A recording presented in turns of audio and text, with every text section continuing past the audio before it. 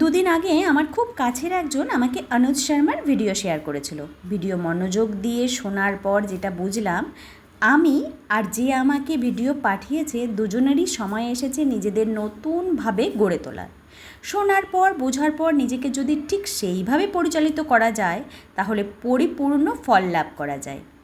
আজ সকালে ঘুম থেকে ওঠার পর এতটাই কাজের চাপ ছিল, আর সবকটা কাজই ছিল ভীষণ প্রয়োজনীয়, মানে বাধ্যতামূলক, একটাও বাদ দেওয়া যাবে না।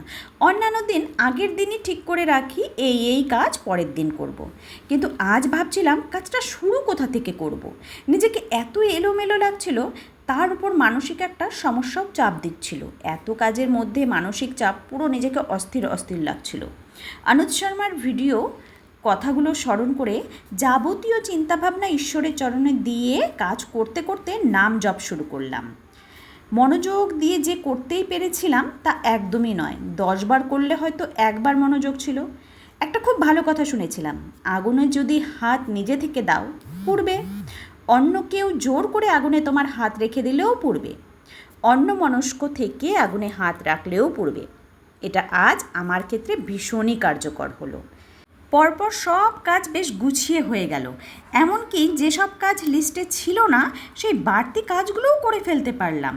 সমস্ত কাজবাজ সেরে যখন স্নান করতে যাব দেখলাম যে অন্যান্য দিনের তুলনায় সময়টা কমই আছে, তাই বিকেলের টিফিনও বানিয়ে রেখে দিলাম। এই সন্ধ্যাবেলায় গরমের মধ্যে এসে টিফিন বানাতে খুব কষ্ট হয়, তাই বিকেলের জন্য বানিয়ে নিলাম পাস্তা। আর ফ্রিজে একটু আমের আচার ছিল, এত টক বানিয়েছিলাম যে ফ্রিজে পড়েই ছিল, কেউ খাচ্ছিল না। ওটাকেও বেশ করে চিনি দিয়ে ভাজা মশলা দিয়ে একটু করে নিলাম। তো আজকের মতো টাটা।